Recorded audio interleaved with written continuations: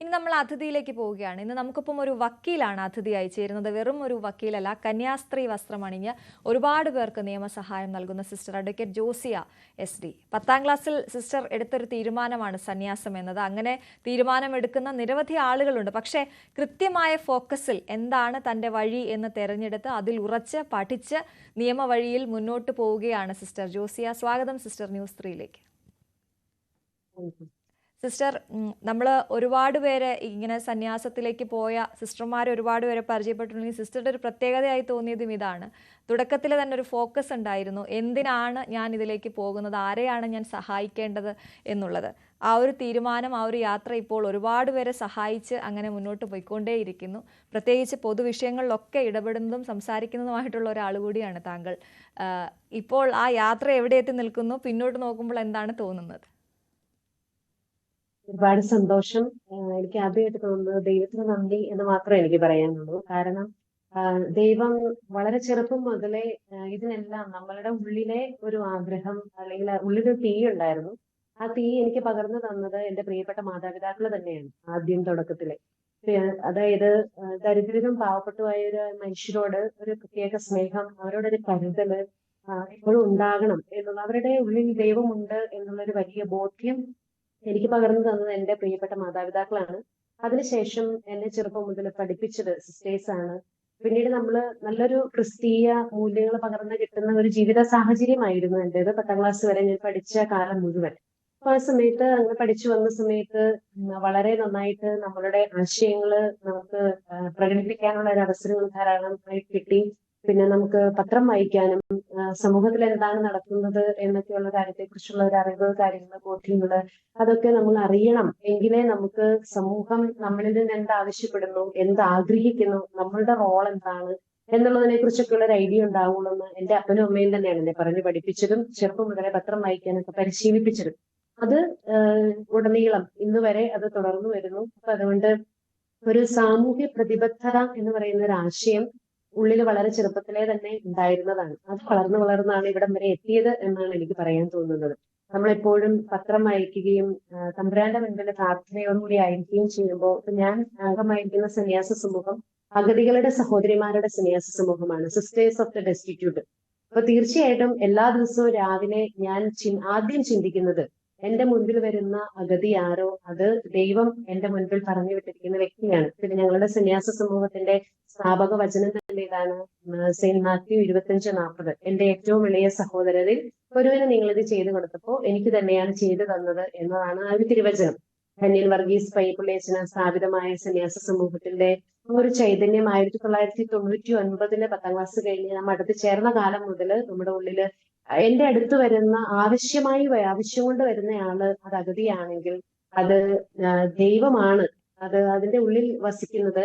ഏറ്റവും വലിയ സഹോദരൻ ഒരുവന് ചെയ്തപ്പോൾ ദൈവത്തിന് തന്നെയാണ് ചെയ്തതെങ്കിൽ, ഈശോയ്ക്ക് തന്നെയാണ് ചെയ്തതെങ്കിൽ എന്റെ അടുത്ത് വരുന്ന എല്ലാവരും ഈശോയാണ് എന്നുള്ളൊരു തിരിച്ചറിവോടുകൂടി ആവശ്യക്കാരന് ദൈവമുണ്ട് എന്നുള്ളൊരു തിരിച്ചറിവാണ് ഇവിടെ വരെ എത്തിച്ചത്. തീർച്ചയായിട്ടും നമ്മളൊരു ഭരണ സംവിധാനത്തിൽ അല്ലെങ്കിൽ ഒരു സിസ്റ്റത്തിൽ ഇങ്ങനെ മുന്നോട്ട് പോകുമ്പോൾ നമുക്ക് എന്തെങ്കിലുമൊക്കെ ബുദ്ധിമുട്ടുകൾ ഉണ്ടാകുമ്പോൾ അല്ലെങ്കിൽ നമ്മുടെ സ്വാതന്ത്ര്യത്തിലേക്ക് മറ്റുള്ളവർ കടന്നു കയറുമ്പോഴൊക്കെ എന്ത് ചെയ്യണമെന്നറിയാത്ത ഒരുപാട് പാവങ്ങളുണ്ട്. അവരെ സഹായിക്കുക, അവർക്ക് നിയമവഴികൾ പറഞ്ഞു കൊടുക്കുക, അവർക്ക് വേണ്ടി വാദിക്കുക, അതിന് പ്രതിഫലം പോലും വാങ്ങാതെ അവർക്കൊപ്പം നിൽക്കുക എന്നുള്ളത് സിസ്റ്റർ ചെയ്യുന്ന ഒരു വലിയ കാര്യമാണ്. മുമ്പിൽ വന്ന ആളുകളെയൊക്കെ അവരുടെ മുഖമൊന്ന് ഓർക്കുമ്പോൾ ഏറ്റവും പെട്ടെന്ന് ഓർമ്മ വരുന്ന ഒരു കേസ് എന്തായിരിക്കും സിസ്റ്റർ? എങ്ങനെയാണ് അവരെ സഹായിക്കാൻ കഴിഞ്ഞത്? നല്ലൊരു ചോദ്യമാണ്. എനിക്ക് ഒത്തിരി കാര്യങ്ങളുണ്ട്. എന്നാലും എന്റെ ഉള്ളിൽ ഇന്നും ദൈവമേ ഞാൻ അങ്ങനെ ചെയ്തോ എന്ന് നമുക്ക് ചിന്തിക്കാൻ, അല്ലെങ്കിൽ എനിക്ക് തന്നെ അത്ഭുതം തോന്നുന്ന ദൈവത്തിന്റെ വലിയ ഇടപെടൽ നടന്ന ഒരു സംഭവം എന്ന് പറഞ്ഞാല്, നമ്മളുടെ മഠത്തിന്റെ ഏറ്റവും അടുത്ത് താമസിച്ചുകൊണ്ടിരുന്ന ഒരു ചേച്ചിയായിരുന്നു. അപ്പൊ ആ ചേച്ചിയുടെ ഹസ്ബൻഡ് ഈ ചേച്ചിയുടെ തന്നെ ഒരു റിലേറ്റീവിന്റെ കൂടെ ഒളിച്ചോടിപ്പോയി. അപ്പൊ അത് ഒത്തിരിയേറെ പ്രശ്നങ്ങൾ ഉണ്ടായിരുന്ന ഒരു സമയമായിരുന്നു. അപ്പോ ഞങ്ങളൊക്കെ ഈ കഥ കേട്ടു, നമ്മളുടെ മഠത്തിന്റെ തൊട്ടടുത്തുള്ള ഒരാളായത് കാരണം നമ്മളൊക്കെ ഈ കഥയായിട്ട് കേട്ടു. പക്ഷെ അവിടെ ഇപ്പൊ എനിക്ക് എന്ത് ചെയ്യാൻ പറ്റും, അങ്ങനെ ഞാൻ പ്രത്യേകിച്ച് അതിനെക്കുറിച്ച് ഒന്നും ചിന്തിച്ചില്ലെങ്കിലും പിന്നീട് ഒരു ദിവസം ഞാൻ അറിഞ്ഞു, ഈ ചേച്ചിയുടെ നമ്മളെല്ലാവരും കൂടെ സഹായിച്ചാണ് വീട് വെച്ചു കൊടുത്തത്. 5 സെന്റ് സ്ഥലവും വീടുമായിരുന്നു ഉണ്ടായിരുന്നത്. അപ്പൊ അതിനകത്ത് ഒരു പണി സംഭവിച്ചത്, 5 സെന്റ് സ്ഥലം ചേച്ചിയുടെ പേരിലും ഈ വീട് അദ്ദേഹത്തിന്റെ പേരിലുമായിരുന്നു കിടന്നിരുന്നത്. അപ്പൊ അതൊരു വലിയ വിഷയമായി. ഇയാള് പോയി കഴിഞ്ഞിട്ട് 3 പിള്ളേരാണ്, കൊച്ചു പിള്ളേരുണ്ട്. അങ്ങനെ പോയി കഴിഞ്ഞപ്പോ പിന്നെ ഇപ്പൊ ഇയാള് വന്ന് ആ മറ്റേ പോയ ആളെയും കൊണ്ട് വന്നാൽ ഇറങ്ങി കൊടുക്കേണ്ട വരും. അങ്ങനെ ഒത്തിരി ദുരിതത്തിൽ കൂടെ ഈ ചേച്ചി കടന്നു പോയൊരു കഥ ഇങ്ങനെ ഞങ്ങളുടെ ഒരു സിസ്റ്റർ തന്നെ പറഞ്ഞു കേൾക്കാനിടയായി. അത് കേട്ടപ്പോ എനിക്ക് തോന്നി നമുക്ക് ഇതിനകത്ത് എന്തോ ചെയ്യാനുണ്ട്. എന്നാലും ഞാൻ പ്രത്യേകിച്ച് എടുത്തു ചാടി ഒന്നും ചെയ്തില്ല. എന്നാലും ഒരു ദിവസം ഇങ്ങനെ വളരെ യാദൃശികമായിട്ട് ഞാൻ ഈ ചേച്ചിയുടെ വീടിന്റെ അടുത്തുള്ള മഠത്തില് വളരെ യാദൃശികമായിട്ട്, അതൊക്കെ വലിയൊരു ദൈവാനുഭവമായിട്ടാണ് ഞാൻ ഇപ്പോഴും നോക്കുന്നത്. ഞാൻ അവിടെ ചെല്ലാനിടയായ സാഹചര്യം തന്നെ വലിയൊരു ദൈവാനുഭവമാണ്. കയറി ചെന്നപ്പോ ഈ ചേച്ചി അവിടെ ഇരുന്ന് ഇങ്ങനെ എന്താണ് കരയാന്നല്ല അതിന് പറയുന്നത്, അലമുറ ഇടുന്ന ഒരു അവസ്ഥയിലാണ് ഞാൻ കയറി ചെല്ലുന്നത്. ഞങ്ങളെല്ലാരും ഇരുന്ന് ചേച്ചിയുടെ വിഷയമൊക്കെ കേട്ടു. അപ്പൊ എന്നോട് ഒരു സിസ്റ്റർ ചോദിച്ചൊരു ചോദ്യമുണ്ട്, ജോസിയ ഇവർക്കൊക്കെ വേണ്ടിയിട്ടല്ലേ ജോസിയ ശബ്ദമുയർത്തേണ്ടത്? ഇവർക്കൊക്കെ വേണ്ടിയിട്ടല്ലേ എന്തെങ്കിലും ചെയ്യേണ്ടത്? അവൻ എവിടെയാണെന്ന് അറിയില്ല, അവൻ ഈ സിനിമ പോയേക്കുന്നത് എവിടെയാണെന്ന് അറിയില്ല. ഒരു സെക്കൻഡ് ഇങ്ങനെ നിന്ന് കഴിഞ്ഞപ്പോഴത്തേക്ക് എന്റെ ഫോണിലേക്ക് ഒരു കോള് വരുവാണ്. അത് ഇതെല്ലാം വലിയൊരു ദൈവാനുഭവം എന്ന് പറയാം. ആ മനുഷ്യൻ എന്റെ നമ്പർ എങ്ങനെയാ കിട്ടിയെന്ന് എനിക്കറിയില്ല.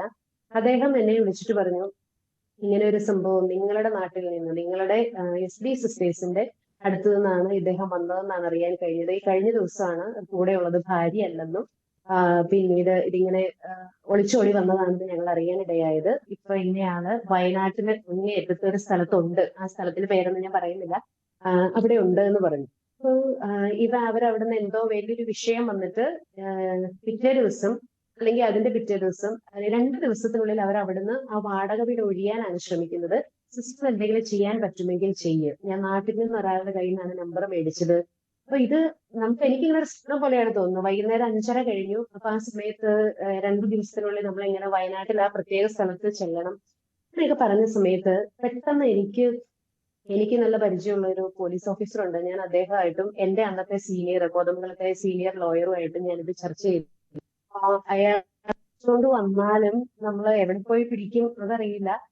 പിടിച്ചോണ്ട് വന്നാലും നമുക്ക് ഈ സ്ഥലം എഴുതി വെപ്പിച്ച് അയാൾ സുരക്ഷിതമായിട്ട് കയറി. കാരണം ഈ ചേച്ചിയുടെ ആങ്ങളമാരെല്ലാം അയാള് കോതമംഗലത്ത് കാല് കുത്തിയാല് കൊല്ലും എന്നൊക്കെ പറഞ്ഞ് നിൽക്കുന്ന ഒരു സമയമാണ്. അപ്പൊ എന്തായാലും എന്നോട് ആ സിസ്റ്റർ ചോദിച്ചൊരു ചോദ്യം, ഈ സമയത്ത് എന്തെങ്കിലും ജോസിയയ്ക്ക് ചെയ്യാൻ പറ്റുന്നതല്ലേ ഏറ്റവും വലിയൊരു കാര്യം? ഈ ചേച്ചിയുടെ 3 മക്കളുടെയും കരച്ചിൽ കണ്ടിട്ട് ജോസിയയ്ക്ക് ചുമ്മാ തിരിച്ചു പോകാൻ എങ്ങനെയാ തോന്നുന്നതെന്നൊരു ചോദ്യം. അപ്പൊ അതൊരു വെല്ലുവിളിയായിട്ട് എടുത്തു. ഈ പറയുന്ന 2 പേര്, എന്റെ സീനിയർ അഡ്വക്കേറ്റും പിന്നെ ഞാൻ ഈ വിളിച്ച് സംസാരിച്ച പോലീസ് ഓഫീസറും എന്റെ കൂടെ, നമ്മൾ പറയില്ല ഇതിന് കട്ടയ്ക്ക് കൂടെ നിൽക്കുക എന്നൊക്കെ പറയില്ല, അങ്ങനെ കൂടെ നിന്നത് കൊണ്ട് മാത്രം സംഭവിച്ചൊരു അത്ഭുതം. അതിന് എന്നെ ഉപകരണമാക്കിയെന്ന് മാത്രമേ എനിക്ക് പറയാൻ പറ്റുള്ളൂ. ഞങ്ങൾ ഇങ്ങനെ സംസാരിച്ചുകൊണ്ട് നിൽക്കുന്ന സമയത്ത് അതിലും വലിയൊരു അത്ഭുതം സംഭവിച്ചത്, ഈ ചേച്ചിയുടെ ഫോണിലേക്ക് ഒരു കോള് വരുവാണ്. ചേച്ചിയുടെ അയൽപക്കത്തെ ഒരു ചേച്ചി ഈ പറയുന്ന സ്ഥലത്ത് വേറെ എന്തോ ആവശ്യത്തിന് പോയതാണ്.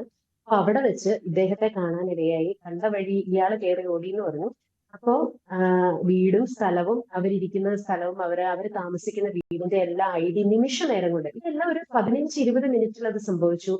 അപ്പൊ ഈ പോലീസ് ഓഫീസർ എന്നോട് പറഞ്ഞു, ഞാൻ വരാം സിസ്റ്ററിന്റെ കൂടെ. എനിക്കത് വിശ്വസിക്കാൻ പറ്റിയില്ല. അപ്പൊ തന്നെ പിന്നെ എന്റെ പ്രൊവിൻഷ്യലും എന്റെ അധികാരികൾ അനുവദിക്കണം, അതൊരു വലിയ കാര്യമാണ്.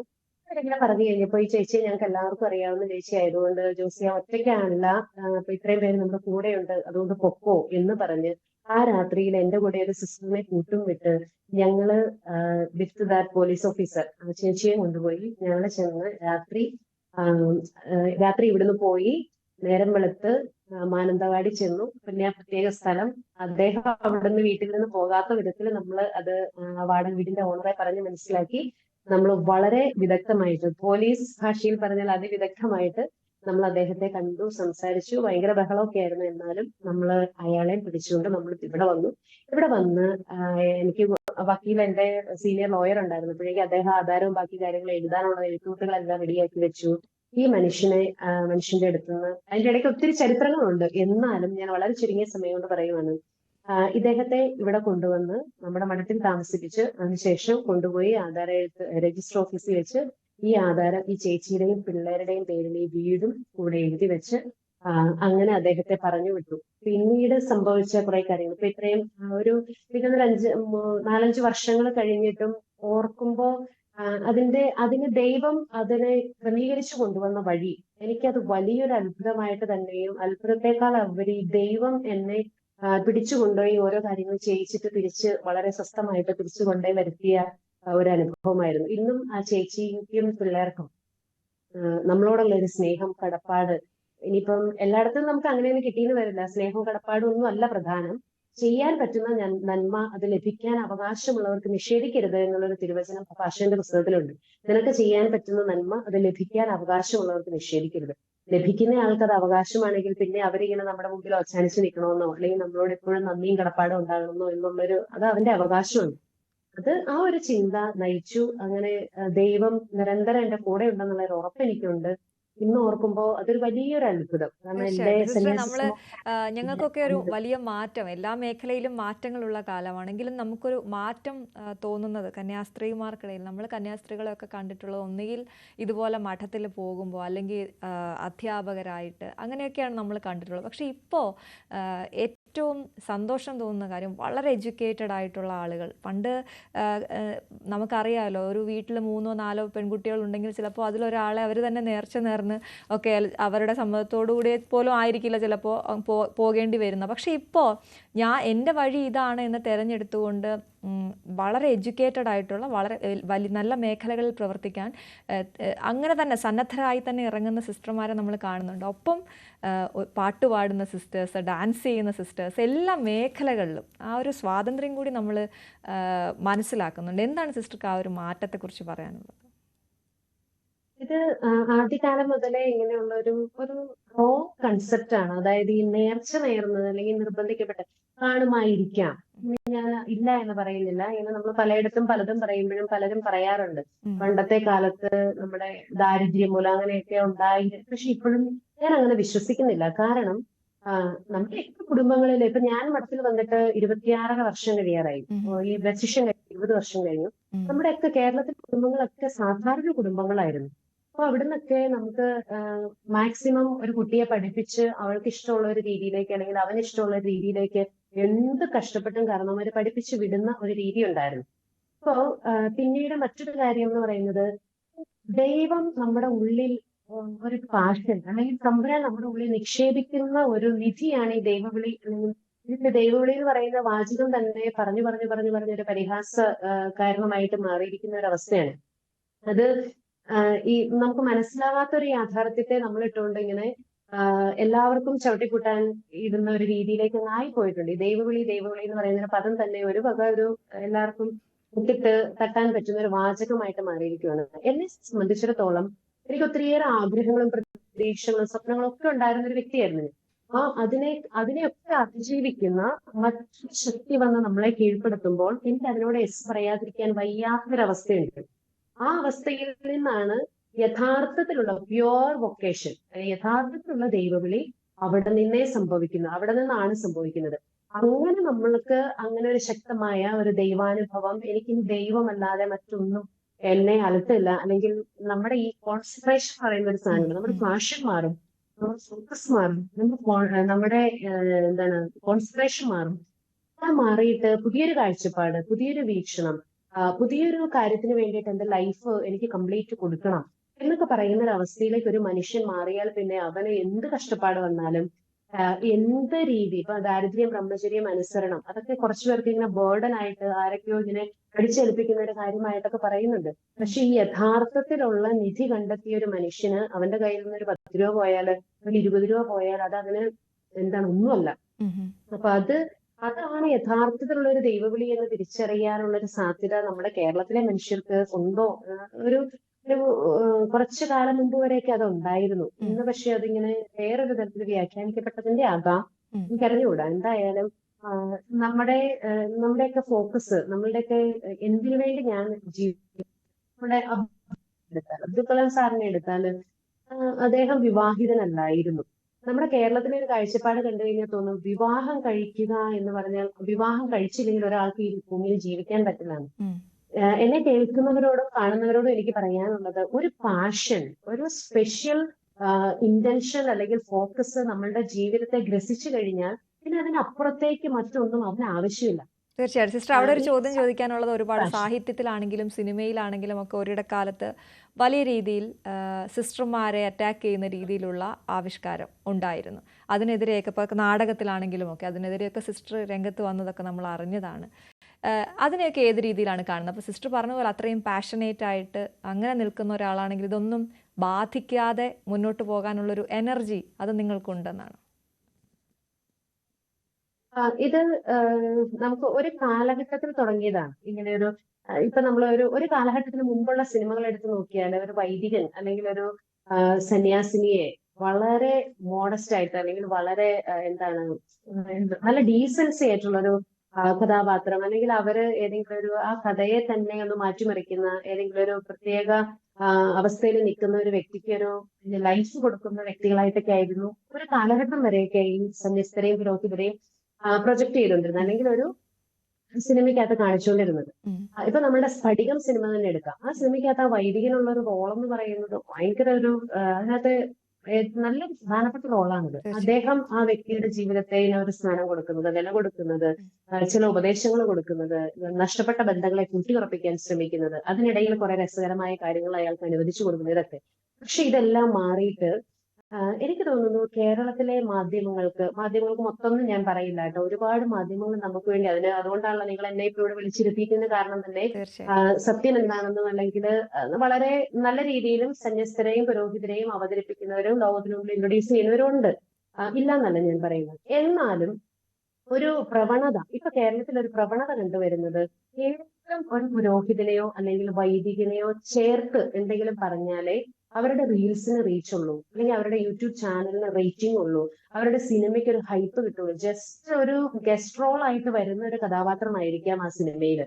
പക്ഷെ അതിനകത്ത് അവരുടെ ഒരു ഇങ്ങനെ ട്രെയിലർ പല പോസ്റ്ററുകൾ വരുന്നത്, ട്രെയിലർ വരുന്നതിനൊക്കെ ഭയങ്കരമായിട്ട് ഈ വൈദിക വേഷത്തെ അല്ലെങ്കിൽ സന്യസ്ത വേഷത്തെ പ്രൊജക്ട് ചെയ്തിട്ട് ഇതിനകത്ത് എന്തോ മസാലയുണ്ട്, ഇതിനകത്ത് ഈ കന്യാസ്ത്രീ ഇന്നയാളും കൂടെ അങ്ങനെ ഒരു നെഗറ്റീവ് ഇൻഫർമേഷൻ അല്ലെങ്കിൽ ഒരു നെഗറ്റീവ് ഇൻഫ്ലുവൻസ് ഇതെങ്ങനെ വന്നു പോയതെന്ന് ചോദിച്ചാൽ നമുക്കറിയില്ല. ഇനി ഈ ഒറ്റപ്പെട്ട ചില സംഭവങ്ങൾ നമ്മുടെ കേരളത്തില് അവിടെ ഇവിടെയൊക്കെ സംഭവിച്ചേക്കുന്നത് എടുത്തായിരിക്കാം ഇവർ ചെയ്യുന്നത്. ഞാൻ പറയുന്നത് ഇതിന്റെ പേരിൽ ഒരു ആപ്പിള് ചീഞ്ഞാൽ നമ്മൾ ജീവിതത്തിൽ പിന്നെ ഒരിക്കലും ആപ്പിള് കഴിക്കില്ല എന്ന് പറയുന്ന ചില യാഥാർത്ഥ്യങ്ങളിലേക്കാണ് നമ്മളിത് പോകുന്നത്. ഓക്കെ, വ്യക്തികൾക്ക് വീഴ്ച ഉണ്ടാകാം, പക്ഷെ വ്യക്തികൾ വീണു എന്ന് കരുതി ആ പ്രസ്ഥാനമോ അല്ലെങ്കിൽ ആ ഒരു പ്രത്യേക ഒരു ജീവിത അന്തസ്സോ ചീത്തയാവുന്നില്ല ഒരിക്കലും. അത് ഇവരോട് എത്ര പറഞ്ഞാലും ഇവർക്ക് മനസ്സിലാകുന്നില്ല. ഇതിപ്പോ ഏതെങ്കിലും നമുക്ക് ഈ പ്രസ്ഥാനം എന്ന് പറയുന്ന വ്യക്തികളുടെ കൂട്ടായ്മയാണല്ലോ. അതിനകത്തൊരു 10 പേരിൽ 2 പേര് ചീത്തയായാൽ ഓക്കെ, ആ 2 പേരെ കളയുക, 2 പേര് അവരുടെ ചെയ്തത് എന്താണോ അതിനെ തള്ളിപ്പറയുക. അതല്ലാതെ പ്രസ്ഥാനത്തെ മുഴുവൻ തള്ളിപ്പറയുന്നതിനകത്ത് എന്തർത്ഥമുള്ളതെന്ന് എനിക്കും മനസ്സിലാകുന്നില്ല. അതുകൊണ്ട് ഞാൻ എപ്പോഴും പറയും, നമുക്ക് വീര്യം കൂടുന്നത് പ്രതിസന്ധികളെ അതിജീവിക്കുമ്പോഴാണ്. അതുകൊണ്ട് എനിക്ക് ഇങ്ങനെ പറയുന്നവരോട് പിണക്കമില്ല, പക്ഷെ ശക്തിയുക്തം അത് തെറ്റാണെങ്കിൽ അതിനെ എതിർത്തിരിക്കും. നമ്മുടെ കേരളത്തിന് പുറത്ത് പ്രവർത്തിക്കുന്ന കന്യാസ്ത്രീമാർ അവരനുഭവിക്കുന്ന ബുദ്ധിമുട്ടുകളെ കുറിച്ചൊക്കെ നമ്മൾ കഴിഞ്ഞ ദിവസങ്ങളിലൊക്കെ ചർച്ച ചെയ്തതാണെങ്കിൽ പോലും താങ്കളെ അടുത്ത് കിട്ടിയ സ്ഥിതിക്ക് ഛത്തീസ്ഗഡിലെ വിഷയം ചോദിക്കാതെ വിടാൻ കഴിയുന്നില്ല. സിസ്റ്റർ പറഞ്ഞ പോലെ അത്രയും നന്മ വിചാരിച്ച് ആ കുട്ടികളെയും കൊണ്ട് പോയവർ പെട്ടെന്ന് ജയിലിൽ അടയ്ക്കപ്പെടുകയാണ്. അവർ ഒരിക്കലും മനസ്സിൽ പോലും കരുതാത്ത കുറ്റങ്ങൾ അവർക്ക് മേൽ ചുമത്തപ്പെടുന്നു. അത് ഏത് രീതിയിലാണ് അവരുടെ മനസ്സിനെ ബാധിക്കുക? സിസ്റ്റർ അതിനെ എങ്ങനെയാണ് നോക്കിക്കാണുന്നത്? നമുക്കത് കേട്ടപ്പോൾ ഒരു വലിയ ഞെട്ടലായിരുന്നു. പിന്നീട് അവരെ ഭീഷണിപ്പെടുത്തുന്നതും ഞാൻ ഒരിക്കലും ജ്യോതി ശർമ്മ എന്ന് പറയുന്ന ഒരു സ്ത്രീയെ എനിക്ക് അങ്ങനെ പറയാൻ തോന്നുന്നില്ല. കാരണം അതൊരു പ്രസ്ഥാനമാണ്.